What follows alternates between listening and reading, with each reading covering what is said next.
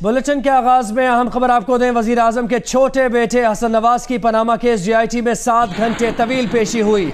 हसन नवाज सुबह 10 बजे से शाम 5 बजे तक JIT के सामने मौजूद रहे। हसन नवाज से पूछताछ के दौरान नमाज का वक्फा भी किया गया। हसन नवाज ने JIT से रवानगी के वक्त भी कारकुनों के लिए हाथ लहराए। वजीर आजम के बड़े साहबजादे हुसैन नवाज 3 बार JIT के सामने पेश हो चुके हैं, जबकि हसन नवाज की आज ये पहले पेशी थी। इसी पर बात करने के लिए हमें ज्वाइन कर रहे हैं नुमाइंदा जियो न्यूज़ एजाज सैयद। एजाज, कहिएगा फेडरल जुडिशियल एकेडमी में कितनी देर तक रहे हसन नवाज?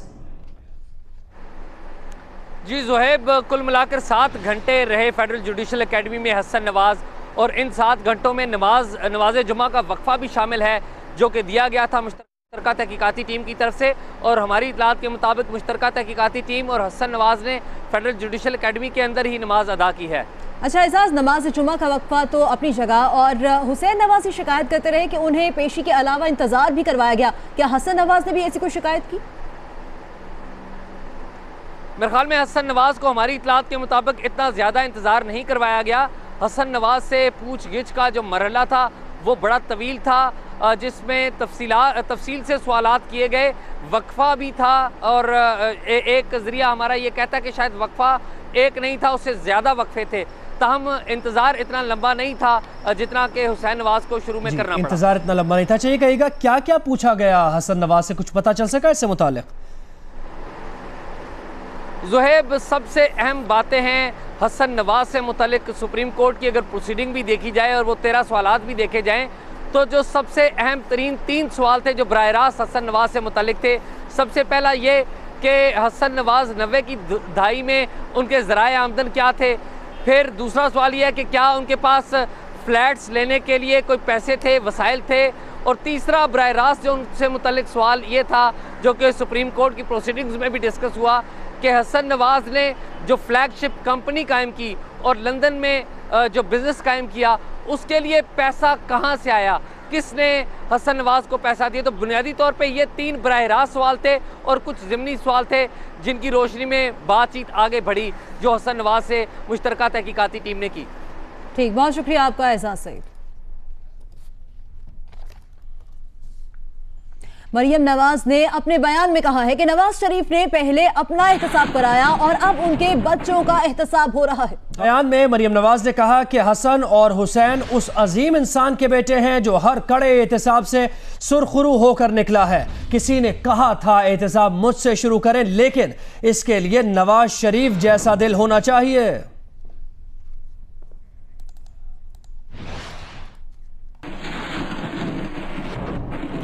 कौमी असम्बली में अपोजिशन लीडर सैयद खुर्शीद शाह की निहाल हाशमी के मामले पर कड़ी तनकीद। बोले इन जजेस को धमकियां दी गई जो नवाज शरीफ को नाअहली से बचाकर JIT पर लाए। एक सेनेटर को किसने ये हिम्मत दी कि वो इदारों को गालियां दे? खुर्शीद शाह की तनकीद का जवाब देते हुए वफाकी वजीर ख्वाजा आसिफ ने कहा कि शाह साहब हमें गाज न दें, आजाद अदलिया के लिए हमने भी खून दिया है।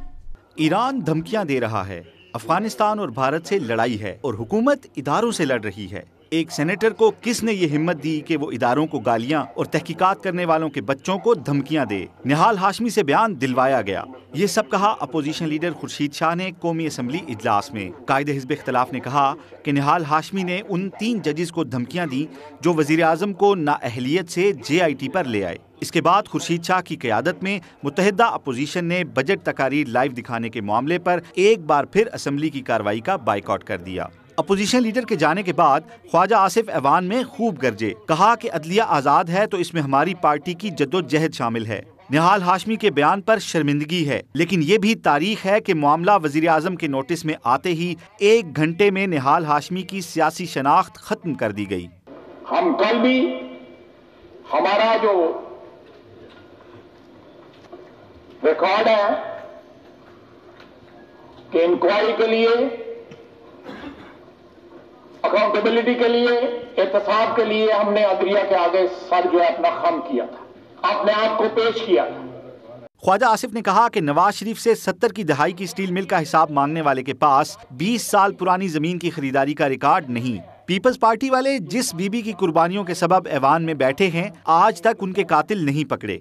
सारी पार्टी को पता है कि कातिल का खुरा किस तरफ जाता है। ख्वाजा आसिफ ने कहा कि वो खुर्शीद शाह के न्याज़मंद हैं, माहौल खराब नहीं करना चाहते, लेकिन शाह साहब की रंगबाजियां नहीं चलेंगी। इस पर स्पीकर ने कहा कि वो रंगबाजी का लफ्ज हज़फ करते हैं। ताहम ख्वाजा आसिफ डट गए और कहा उन्हें लफ्ज हज़फ करने पर एतराज है। अगर ये लफ्ज गैर पार्लिमानी है तो स्पीकर रूलिंग दें, मैं मुआफ़ी भी मांगूंगा और लफ्ज वापस भी ले लूंगा। इस पर स्पीकर ने कहा कि इसके लिए तो डिक्शनरी देखनी पड़ेगी। ख्वाजा आसिफ ने कहा कि वो इन लोगों को रंगबाज ही कहेंगे। कौमी असम्बली का इजलास अब पीर को होगा। आसिफ बशीर चौधरी, जियो न्यूज़, पार्लियामेंट हाउस, इस्लामाबाद। अवामी मुस्लिम लीग के सरबराह शेख रशीद अहमद ने कहा है कि जस्टिस अजमत ने जो अल्फाज इस्तेमाल किए वो हुकूमत पर बिल्कुल फिट बैठते हैं।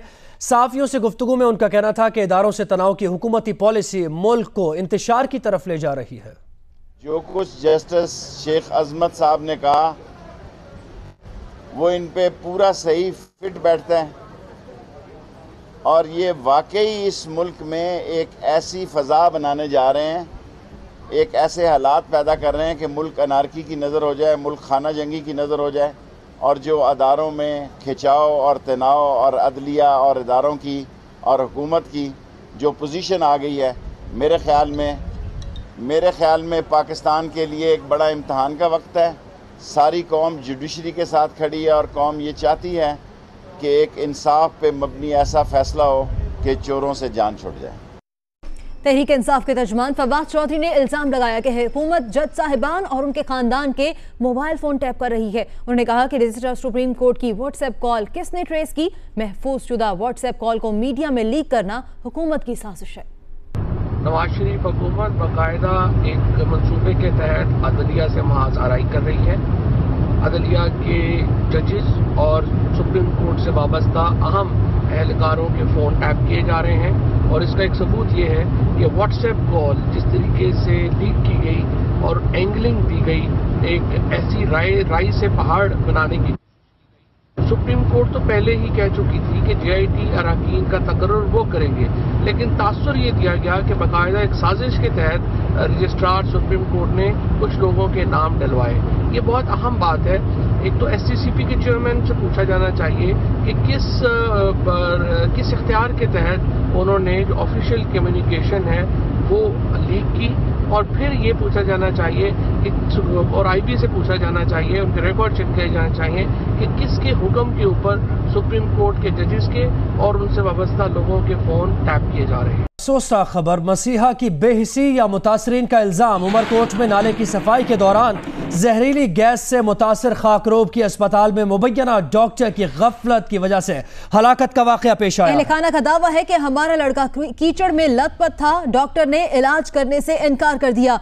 इस हवाले से आपको बताएं कि वज़ीर दाखिला सिंध सुहेल अनवर सियाल ने SSP को टेलीफोन किया है और इरफान मसीह की हलाकत पर डॉक्टर की मुबैना गफलत की तहकीकात की जाए, ये भी कहा है। साथ ही SSP उमरकोट उस्मान बाजवा को हिदायत की है कि गफलत साबित होने पर डॉक्टर के खिलाफ कार्रवाई की जाए। नुमाइंदा जियो न्यूज़ मोहम्मद खालिद ने हमें ज्वाइन किया है। मोहम्मद खालिद, कहिएगा, डॉक्टर का सबसे जो प्राइम उसकी जो जिम्मेदारी है वो ये है कि जान बचाई जाए, कोई कीचड़ में लथपथ आए या कैसे भी आए, ये क्या हुआ वाकया? जी, ये बड़ा काबिल अफसोस बात है और बहुत संगीन इल्ज़ाम है जिसका वज़ीर दाखिला सुहेल अनवर सियाल ने नोटिस लिया है। और SSP उमरकोट उस्मान बाजवा से मेरी बात हुई है, उन्होंने कहा है कि वज़ीर दाखिला साहब ने फौरी तौर पर इंक्वायरी करने का हुक्म दिया है। इस मामले में एक ड्यूटी डॉक्टर समेत MS के खिलाफ FIR पहले ही कट चुकी है और अभी इतला ये आई है कि MS उमरकोट सिविल अस्पताल डॉक्टर जाम को गिरफ्तार कर लिया गया है। तो अब सूरत हाल बहुत तेजी से डेवलप हो रही है। खाकरूब जो इरफान मसीह है जिसकी गुज़िश्ता रोज थर बाजार के इलाके में हलाकत हुई थी, उसके बारे में कहा जा रहा है कि वो अस्पताल लाया गया है तो डॉक्टर्स ने हाथ लगाने से इनकार किया मुबैना तौर पर और कहा कि पहले इसका जिस्म साफ किया जाए, उसके बाद इसका इलाज किया जाएगा। ये इल्ज़ाम उनके खाकरूब जो फौत हुआ है उसके अहलखाना की जानिब से लगाया गया है। लेकिन दूसरी जानिब डॉक्टर जाम जो MS थे, तकरीबन 2 घंटे पहले जब हमारी उनसे बात हुई तो उन्होंने कहा कि नहीं, उनका मौक़िफ़ बिल्कुल मुख्तलिफ है। उनका कहना था कि जब इरफान मसीह को लाया गया तो वो पहले ही इंतकाल कर चुका था और उसकी लाश लाई गई थी और उसमें जिंदगी के कोई आसार नहीं थे जब उसको लाया गया अस्पताल में।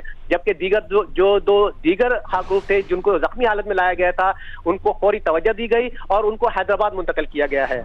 बहुत शुक्रिया मोहम्मद खालिद, अपडेट कर रहे थे। अस्पताल इंतज़ामिया का मौक़िफ़ ये है कि वो कीचड़ में लथपथ था, लेकिन जब उसे लाया गया तो ही वो उसकी मौत हो चुकी थी, उसको अटेंड किया गया। लेकिन अहले खाना ये इल्ज़ाम लगाते हैं कि क्योंकि उनका प्यारा खाकरोब जो था वो कीचड़ में लथपथ था, इसलिए डॉक्टर ने उसको अटेंड नहीं किया।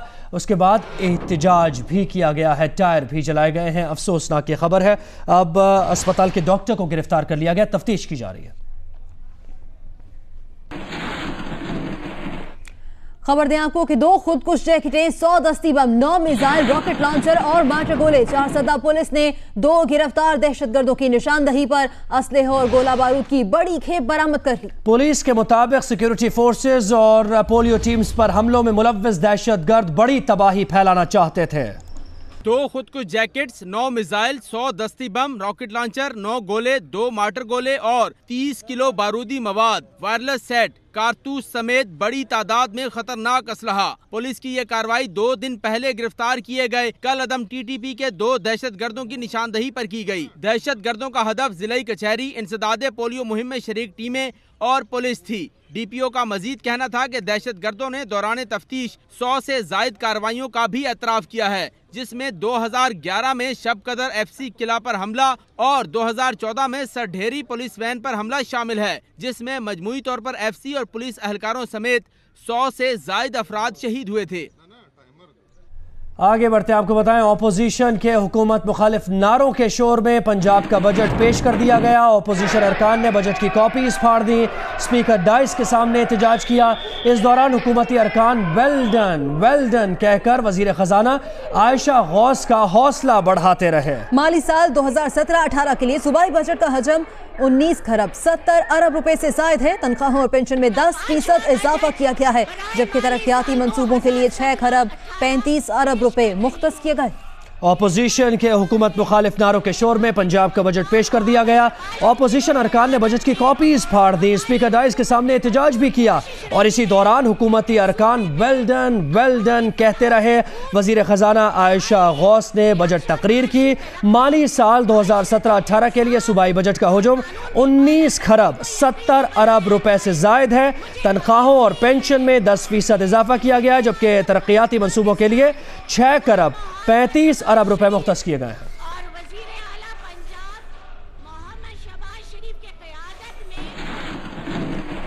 और महंगे फलों के खिलाफ अवामी मुहिम का आज पहला दिन है। अवाम ने बड़ी तादाद में इस पर अमल करते हुए आज फलों की फरोख्त से गुरेज किया है, फल खरीदने से गुरेज किया है। और बाजारों में सूरत हाल क्या रही, बता रहे हैं नुमाइंदा जियो न्यूज़ अशरफ खान।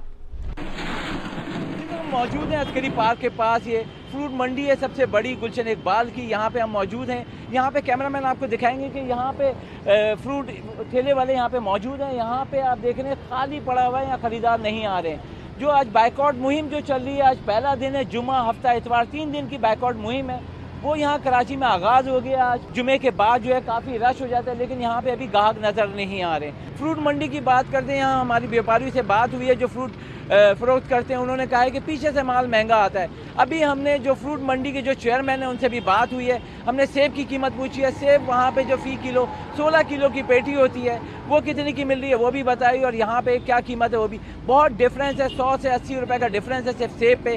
केला जो है 60 से 100 रुपये फ़ी किलो मंडी में मिल रहा है, और यहाँ पे जो है 100 रुपये कम से कम है, 80 रुपये और मैक्सिमम 150 रुपये किलो फ़रोख्त हो रहा है। इसी तरीके से दूसरे फल भी हैं। यहाँ पे आवाम ने ये कहा है कि जो केले के भी रेट हैं और दीगर सब्जियों के भी रेट हैं और फ्रूट के रेट हैं, इनके ऊपर इक़दामात करने होंगे। जो मुनाफाखोर हैं उनके खिलाफ कार्रवाई होगी, तभी जाके ये मुहिम कामयाब होगी। जब तक हम ख़रीदारी नहीं करेंगे ये मुहिम कामयाब नहीं हो सकती है।